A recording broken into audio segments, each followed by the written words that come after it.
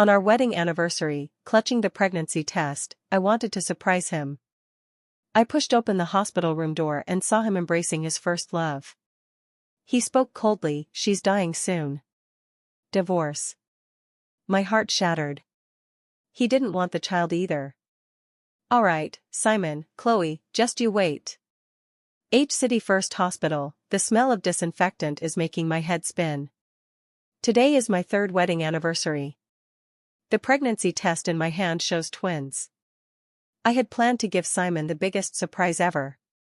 Someone else is unwell, in the hospital's VIP ward. I stepped lightly and pushed open the slightly ajar door. He actually let Chloe and me hold each other. "Simon, I'm dying, my only wish is to be with you." Chloe was his fragile first love, and she cried bitterly. Simon's voice was a tenderness I had never heard before. "Chloe, don't worry, I will give you an identity." Identity? My mind went blank with a buzz. He saw me, a flicker of panic flashing in his eyes, then his gaze turned cold as frost as he threw a divorce agreement in my face. "Sign this agreement. Chloe isn't well, don't upset her. The house, the car, and a company, all yours." Chloe coughed weakly, but her eyes were full of triumph. "Simon, don't treat Vivian like this, it's my fault." My stomach churned violently, this woman was truly insincere. 3 years of marriage, and in his eyes, it meant nothing. My heart felt as if it were being torn apart alive. Vivian, even if I lose, I refuse to lose so disgracefully." I crouched down and picked up the divorce agreement. I took out the pregnancy test report from my bag and tore it to shreds right in front of him. My voice was eerily calm. "Simon, you will regret this." After signing my name, I turned and walked away. "Simon, Chloe, just wait. Today's humiliation will be repaid 100-fold. 5 years, enough time for me, Vivian, to be reborn." City International Airport, VIP Lounge. Flashbulbs were going off wildly. Dressed in a black suit, my face hidden behind sunglasses, lips fiery red.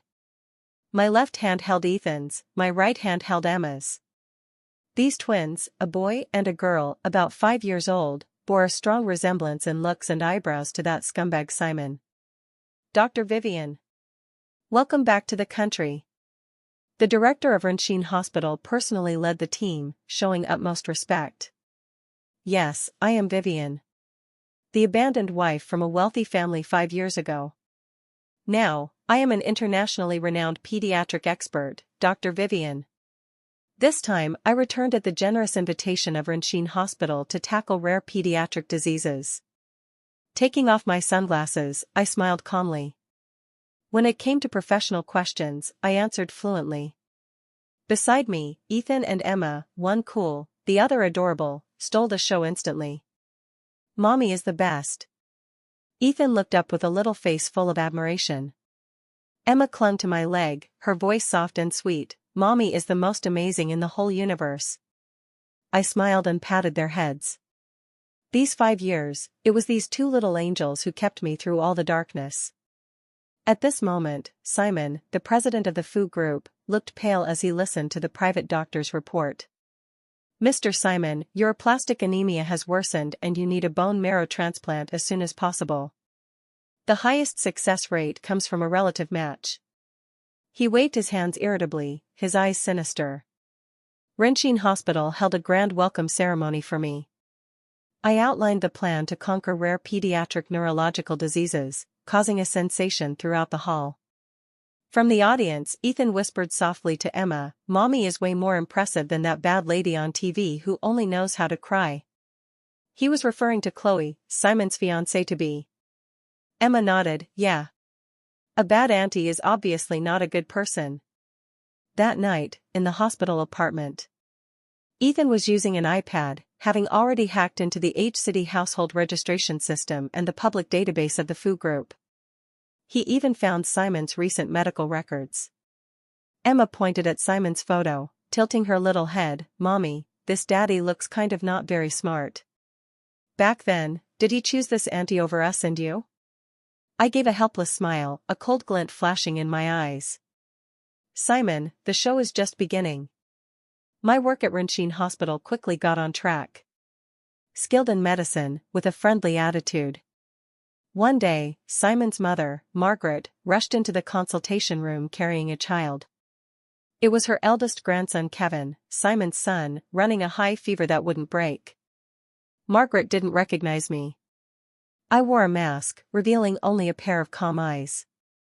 She probably never imagined that the daughter-in-law she had once twisted and turned at will 5 years ago would now be the lifeline for her grandson. I handled the matter professionally: examination, diagnosis, prescription. Margaret praised me endlessly. "Dr. Vivian, you truly are a miracle doctor." At that moment, Ethan and Emma came in carrying lunch boxes. "Mommy, lunch is here."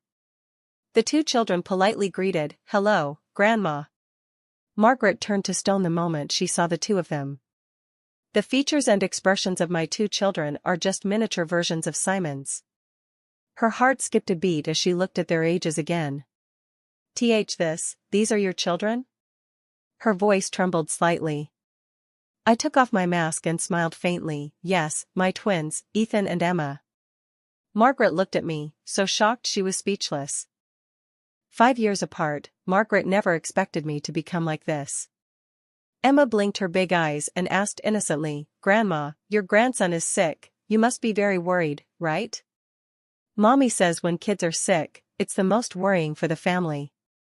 Mommy takes care of the two of us all by herself, it's really hard.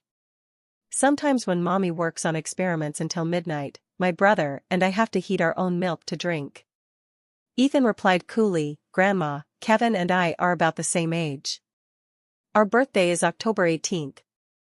October 18th. Margaret felt as if she had been struck by lightning. That was exactly, about 10 months after Vivian left the Fu family? Could it be? Just as Margaret was feeling unsettled, her phone rang. Simon's condition was critical and he was rushed to Rinchine Hospital for emergency treatment. The attending doctor looked grave. "Mr. Simon's condition is critical, he must undergo a bone marrow transplant immediately. We need to find a match among close family members, especially his children, as they have the highest compatibility." When Margaret heard this, her eyes suddenly locked onto me and the two children beside me with an intense stare. Margaret returned to the Fu family mansion in a daze. The more she thought about it, the more something felt off. Those twins were definitely Fu family children. Immediately send out a trusted assistant to investigate. Conduct a thorough investigation into Vivian's situation over the past 5 years. The results came out quickly. Vivian was indeed the woman Simon had driven away 5 years ago. The birth certificates of the twins showed the father's information left blank, but the birth dates, locations, blood types, all matched Simon perfectly. Margaret held the report, her hands trembling like a sieve. She rushed to the hospital and told everything to Simon, who was lying on the bed, barely clinging to life. After hearing it, Simon was first stunned, then furious. Vivian. That wretch dared to hide from him and secretly give birth to his child. This was an insult to him, Simon, and to the entire Fu family. How could Simon's children be left out there, and even bear Vivian's surname? But after the anger, the doctor's words exploded in his mind: direct descendants have the highest matching success rate. A flicker of survival instinct, mixed with ruthless calculation, quickly gathered in his eyes. These two children might be his only chance at life. Simon forced himself, his voice hoarse but filled with an undeniable harshness, "Mom. Immediately. At all costs. Get the DNA samples of those two children. I want a paternity test. Bone marrow matching, right away." He began to recall Vivian. That woman, who once loved him to the point of desperation. She gave birth to his children, doesn't that mean she still has feelings for him? A faint trace of regret, and a curiosity about the children, spread through his heart like a poisonous vine. But soon, it was overwhelmed by the desire to survive and his habitual need for control. The DNA results came back quickly. Black and white on paper, ironclad evidence.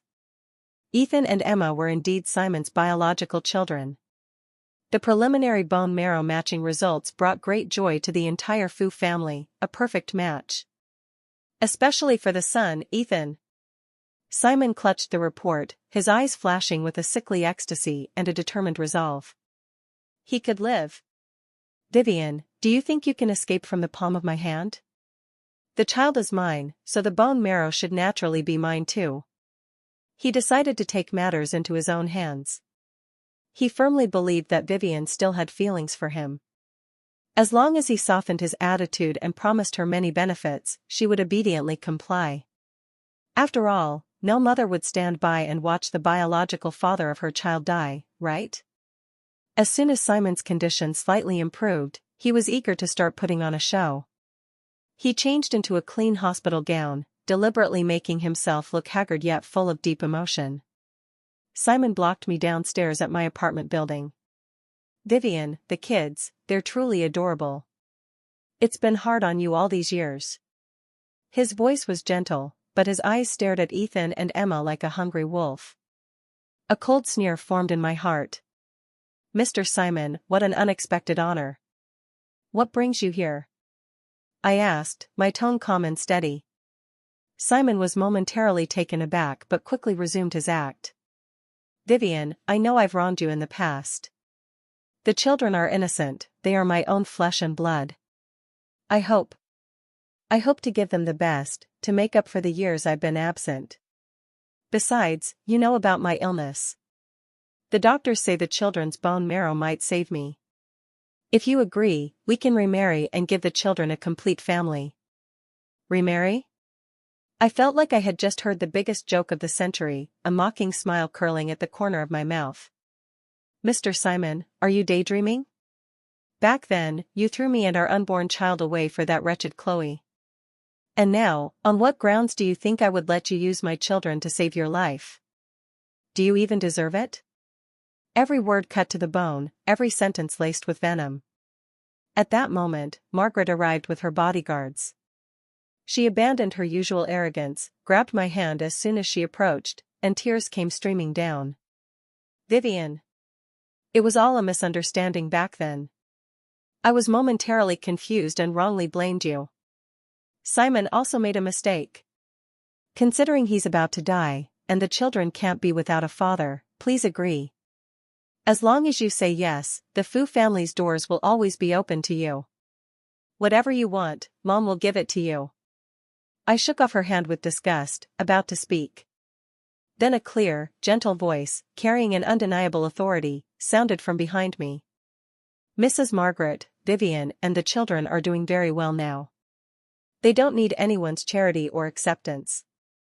Everyone turned to look in the direction of the voice. Noah, dressed in a white coat, exuded an elegant and otherworldly aura. A leading figure in the international medical community, he was a specially appointed consultant at Renshin Hospital. He walked over slowly and naturally stood by my side, his gaze calmly sweeping over Simon and his son. That look was gentle, yet carried the weight of 1,000 pounds, clearly stating, Vivian belongs to me. Simon recognized Noah. Back then, Noah was just a greenhorn fresh out of school. Because of a research project, he had dealings with the Fu group and was looked down upon by the Fu family. Who would have thought that 5 years later, he would become a top figure in the medical field? And now he even has a close relationship with Vivian. Simon's inner fire of jealousy and sense of crisis flared up instantly. Chloe was completely thrown off when she found out I had returned with the children and might become Simon's lifesaver. She dressed carefully, making herself look both haggard and pitiful, yet still maintaining the dignity of a fiancée. She carried a cup of what was said to be an exorbitantly priced tonic, and slowly stepped into Simon's VIP hospital room. Her eyes reddened, tears began to roll down. Simon, are you feeling any better? I'm so worried about you. It's all my fault. If I weren't in poor health, you wouldn't have to work so hard. As she spoke, her tone shifted, and she casually brought me up as if by accident. Simon, I heard Vivian is back, and she's brought 2 children with her. She could have come back any time, but she chose to return when you're gravely ill and need a bone marrow transplant, and now she's become such a formidable expert. I'm really scared that she's here to get revenge for what happened between us back then. What if she uses the children to hurt you, or demands something our Fu family can't possibly bear? Simon was already feeling suffocated by my stubbornness and Noah's presence. Coupled with his suspicious nature, hearing Chloe's thoughtful but truly cutting words only deepened his doubts about my intentions. He even began to believe that I, Vivian, was deliberately trying to watch the Fu family's downfall, wanting to see him begging on his knees. His understanding and consideration for Chloe, always thinking of him, only deepened his illusory dependence and touching feelings. Within the Fu family, my arrival with the children caused quite an uproar. Edward, Simon's father, a cunning old fox who had stepped back from the spotlight but still held absolute authority in the Fu family.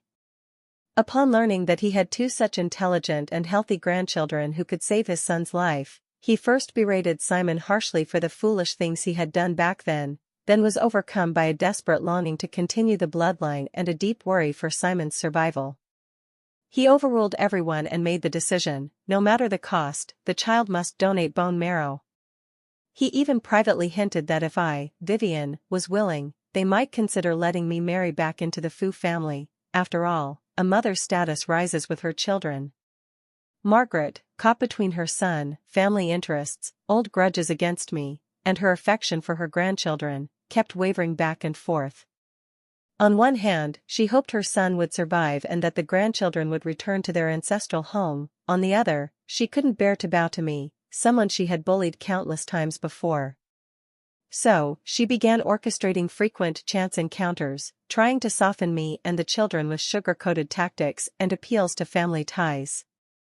Once, in the garden downstairs of Rinxin Hospital, Margaret stopped me, holding Emma's chubby little hand, her face filled with what she thought was the kindest smile.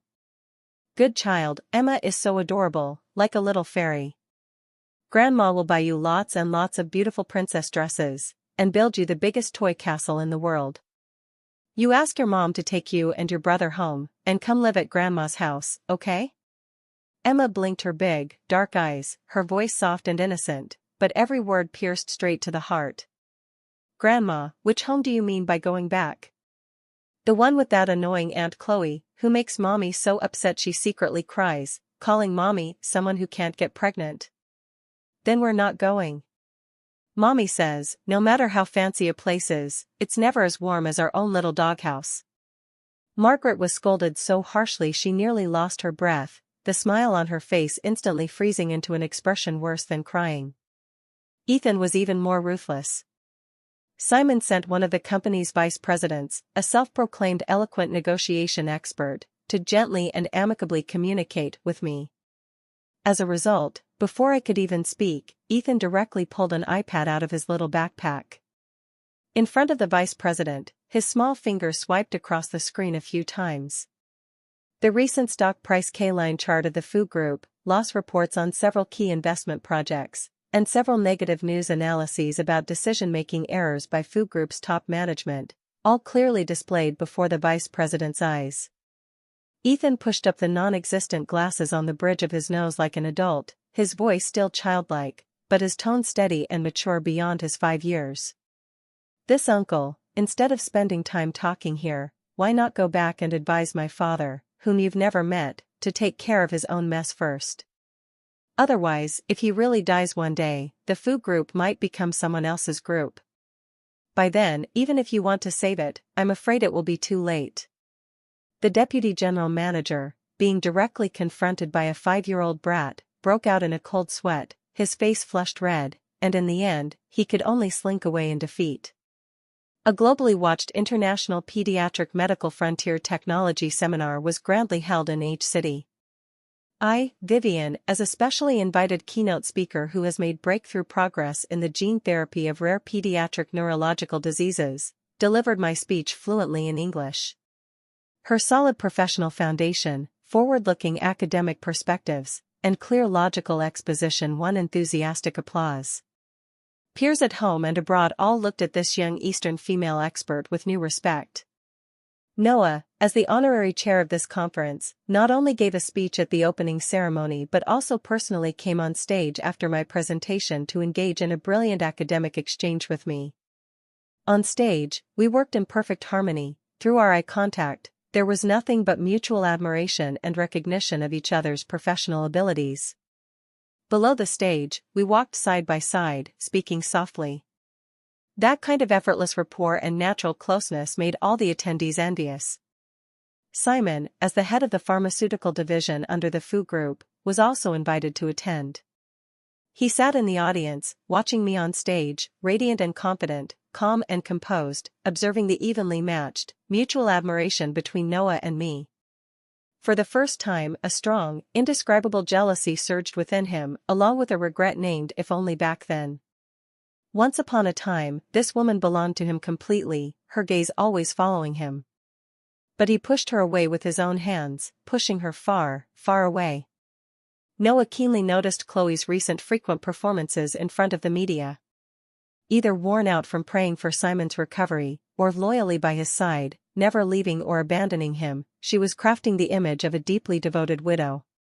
Relying on his extensive network in the international medical community and his rigorous academic approach, Noah quietly initiated an investigation into Chloe's so-called incurable illness history abroad 5 years ago.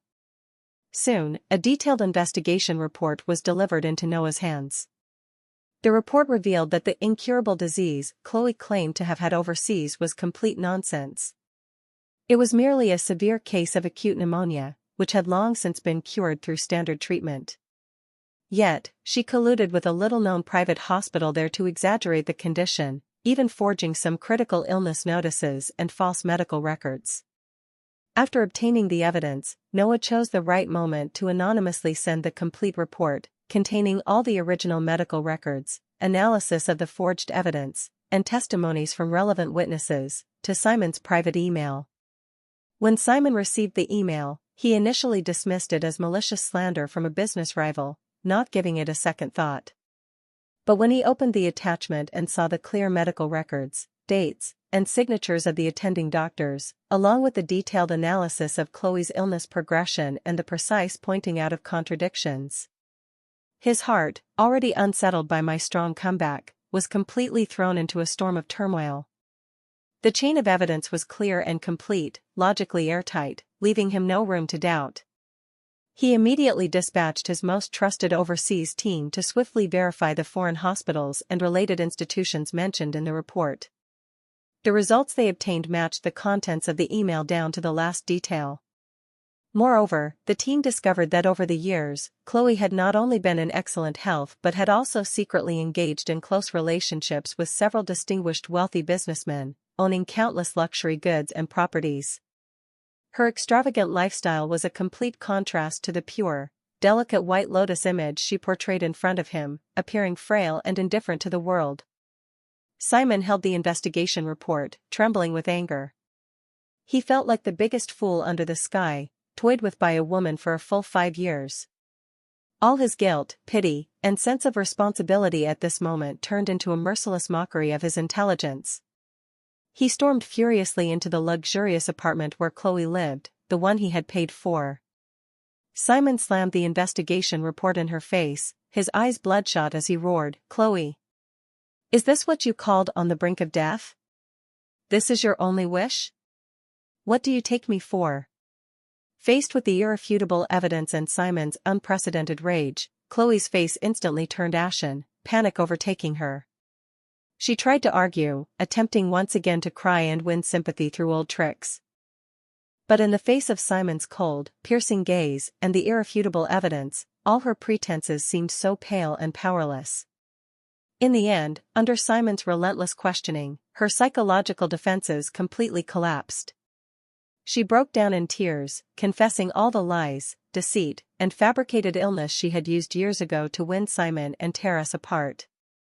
Simon looked at the woman before him, her face streaked with tears, yet no longer able to stir even the slightest pity within him. Instead, he felt a bone-deep chill. The last shred of so-called affection and guilt he had felt for Chloe vanished utterly in that moment, dissipating into nothingness. After Simon discovered Chloe's true nature, he suffered a severe mental blow. Coupled with his recurring illness, his physical condition rapidly deteriorated. He was rushed to the ICU, his life hanging by a thread. The Fu family was thrown into complete panic. Edward and Margaret wept day and night, and the stock price of Fu Corporation plummeted due to the president's critical condition. To save Simon's life, the entire Fu family pulled out all the stops. They took turns visiting my apartment and the hospital, putting on all kinds of pitiful acts. Edward even took matters into his own hands, publicly breaking down in front of the media. He declared that as long as I agreed to let the children donate bone marrow to save Simon, he was willing to offer half of Fu Corporation's assets in exchange. He also promised to grant me and the children the status of heirs to the Fu family. For a moment, public opinion erupted. Countless people who didn't know the truth began to lash out at me with words and pens. Cold-blooded and heartless. Refusing to save someone in danger. A woman with a heart of a viper. They tried to chain me tightly to the pillar of shame with the shackles of morality. I, Vivian, watched the Fu family's clumsy performances and the surrounding chaos with detached eyes. My heart remained calm without a single ripple. I am not the Virgin Mary, nor will I forget the humiliation I once suffered just because of a few crocodile tears and empty promises. However, at this moment, Noah privately had a heart-to-heart talk with me. He calmly analyzed the situation from a purely medical ethical perspective, as well as considering the psychological needs for the children's healthy future development. Vivian, Simon is undoubtedly unforgivable.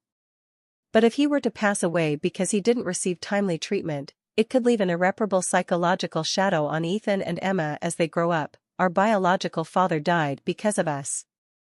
Blood ties cannot be severed. Moreover, in the worst-case scenario, if Simon is gone, those wolves and tigers in the Fu family will likely find ways to covet the potential benefits under the children's names. The trouble then could be even greater. He held my hand, his gaze gentle yet resolute. I support whatever decision you make. But if you choose to save him, it's not entirely for his sake. It's also for the children, for you to fully seize control of the future. We can set our terms, making them pay the rightful, painful price for their past mistakes. I pondered deeply for a long time. Noah's words struck a chord within me. I can be indifferent to Simon's life or death, but I cannot be indifferent to my two children. When Simon was down to his last breath and the Fu family was nearly in despair, I finally relented and agreed to let Ethan and Emma undergo the final comprehensive examination and preoperative preparations for the bone marrow donation. The Fu family, upon hearing the news, were overjoyed and spread the word, as if they could already see the dawn of Simon's recovery. They naively believed that I, Vivian, had ultimately softened out of lingering feelings. They were celebrating far too soon. The day before the official surgery, I submitted a conditional bone marrow donation informed consent to the Fu family through the top domestic legal team I hired. There were only 3 conditions, but each was like a sharp blade, cutting straight to the heart of the Fu family. First, Simon himself, along with all core members of the Fu family, including Edward and Margaret, must publicly apologize to me, Vivian, and my 2 children, Ethan and Emma, at a nationally broadcast live press conference. They must fully admit to all the facts of forcing me to divorce 5 years ago and the mental and emotional harm inflicted on me during my pregnancy. They must also promise never to repeat such actions, and if they break this promise, they are willing to bear all legal consequences. Second, 30% of Fu Group's shares must be permanently transferred to my children, Ethan and Emma, as a gratuitous gift before the surgery. The dividends and all related rights from these shares shall be fully managed by me, Vivian, as the sole legal guardian until the children reach adulthood, and no one is allowed to interfere. Thirdly, regarding Chloe's suspected fraud, forgery of medical certificates, and malicious defamation among other illegal acts, I, Vivian, reserve all rights to pursue legal responsibility. The Fu family must not interfere with judicial fairness in any form and must cooperate fully with the relevant authorities' investigation and evidence collection. As soon as these 3 conditions were announced, the entire Fu family was collectively shocked.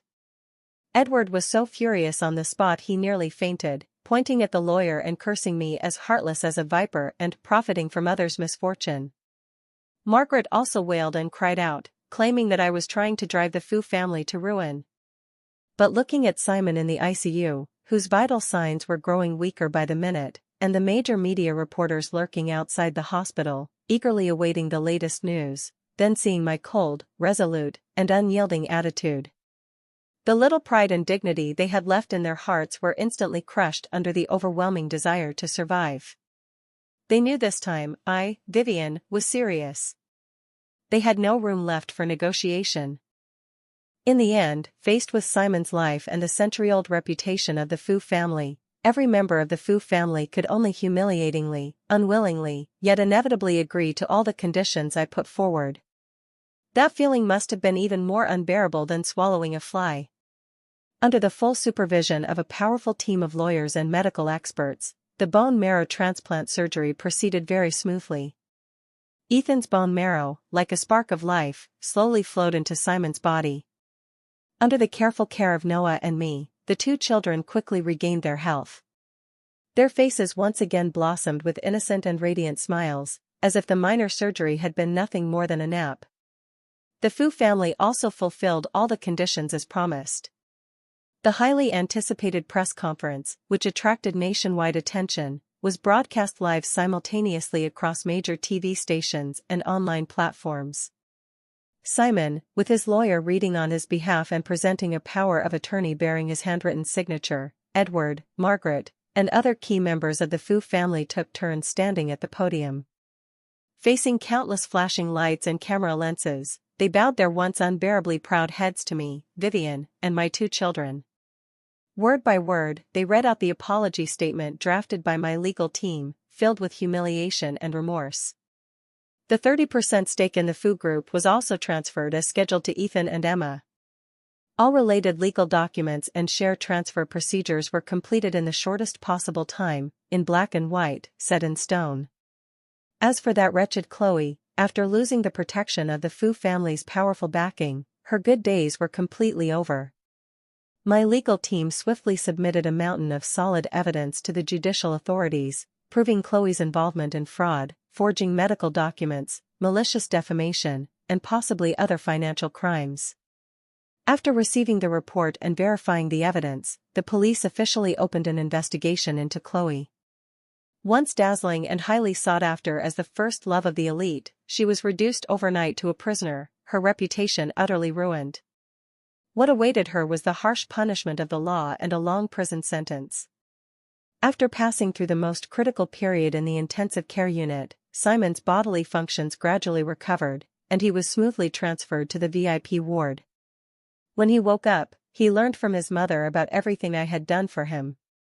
Not only had the child donated bone marrow, but also the condition that caused him and the entire Fu family to lose face completely. His heart was a tumult of emotions, regret, resentment, shame, and even a flicker of something he himself was unwilling to admit, a renewed appraisal of me and, that ridiculous, lingering hope. He began frequently asking Margaret about me and the children. Even after he was able to get out of bed, he ignored the doctor's advice and insisted on seeing me. He wanted to thank me in person, to beg for my forgiveness. He even foolishly thought that perhaps there was still a chance for us to start over. After all, we have two such adorable children, don't we? Heh, men. However, when Simon shakily arrived at what used to be my specialist office, he found it completely deserted. On the desk lay only a brief letter, the handwriting elegant yet cold, just like me, Vivian, Simon, I saved you because Ethan and Emma share your bloodline. I don't want them to carry any regrets or be subject to gossip in their future lives due to your absence. The Fu family's apology and the Fu shares are what my children and I deserve. It is the price your family must pay for the mistakes made 5 years ago. As for forgiveness, you are not worthy. From now on, may mountains and rivers keep us apart, I wish us both peace and never to meet again. Vivian, final words. Simon held the letter, his fingers trembling. He staggered to the window, only to see a black car slowly driving away from the entrance of Rinshin Hospital. Inside the car, I was turned slightly, talking to Noah, wearing a genuine, relaxed smile he had never seen before. Ethan and Emma were nestled beside me, chattering happily, content and fulfilled.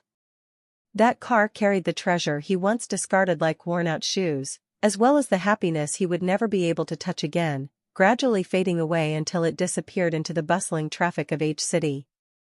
The sunlight at the airport was warm and bright, casting a golden halo over me. I looked at the smiling twins beside me, their faces blooming like flowers, and at Noah, who gazed at me with gentle affection, finally breaking into a radiant smile of relief. My brand new life was only just beginning at this very moment. In the spacious VIP room in H City, Simon slumped to the floor in despair. Staring out at the sky where my figure would never again be seen, he shed belated tears of regret that could no longer change anything. He knew he would live forever burdened by guilt and longing for me and the children.